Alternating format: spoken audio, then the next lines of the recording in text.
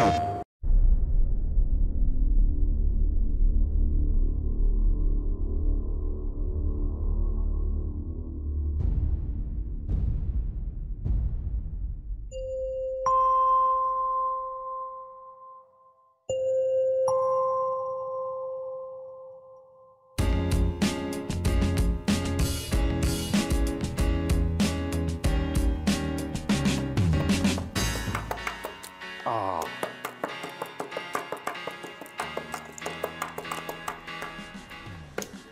We don't want to be just a factory game studio. That's not what we started here. We're a game studio made of gamers. The decisions we make, the products we make are based on what we want to see when we're on the couch, when we're in our dorm room or den or whatever playing. It's games by gamers, and that's kind of a big tenet of what we do here at Lightbox. And we got him. I had the jump on that guy, too. There is a huge amount of ownership given to every individual in this studio. So the vision for the game is really a collaboration of everyone at Lightbox and at Sony, because they have a lot of input also. We've got an interesting relationship with Sony Santa Monica specifically. Our producer, Harvard, works as our contact and liaison for not only all of the Sony work that has to be done, but also the sharing and communication of techniques and process, not only from the God of War team to us, but vice versa. Being able to work with a team that is that proven and that solid and just does ridiculously high quality work allows us to almost absorb really great techniques and has made our studio better. Lightbox is a new studio, and while we are, supporting them, we've been trying to make sure that Lightbox itself is very independent and making decisions on an independent way, and we wouldn't have it any other way. I think that's going to make the best game. One of the things about Lightbox that I'm really, really happy about is the people that we have here. And I think part of our ability to hire that team is that we're located in downtown Austin. I think that brought us a talent pool that we might not have been able to draw in certain other places.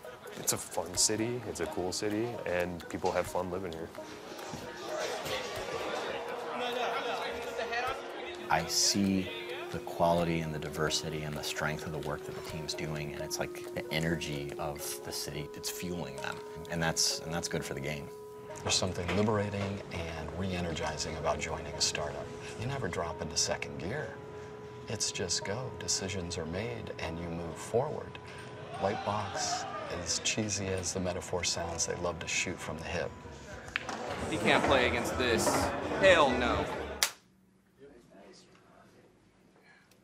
Does he get graded on the sound of his snaps?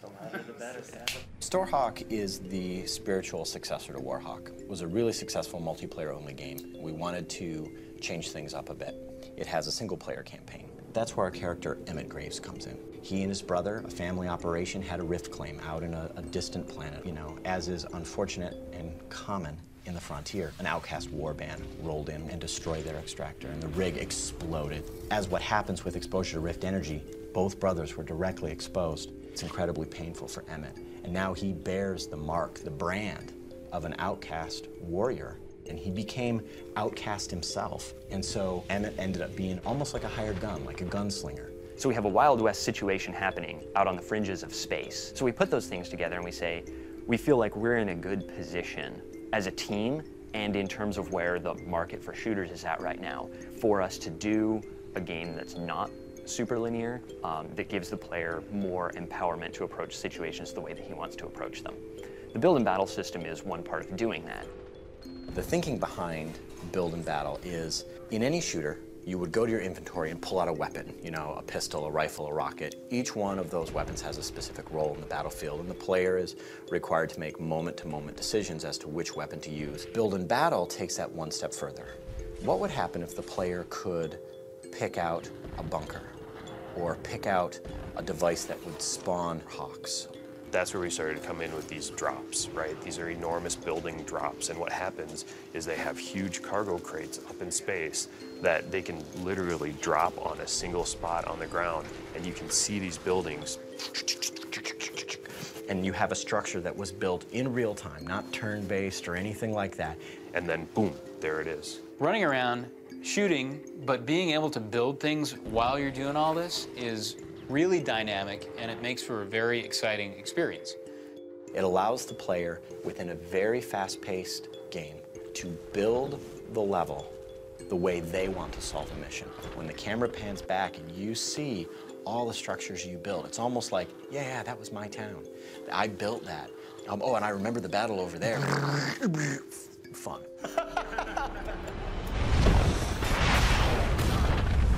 The Warhawk fans are the heart and soul, and I want to provide them with the ammunition of argument.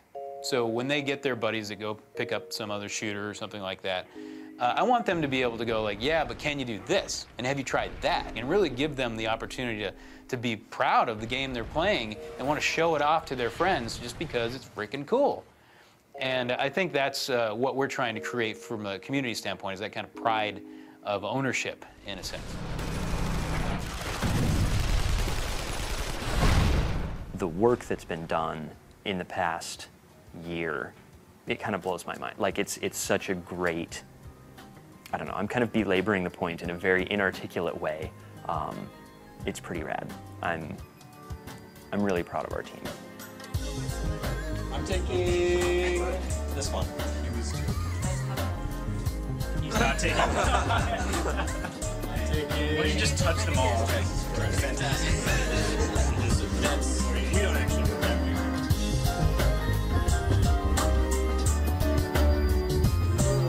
To me, there were two lines that we really needed to avoid.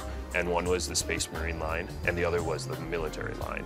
Because going both directions, you walk in a very, very crowded field. We wanted to find something in the middle that felt like it could really stand out in that crowded market.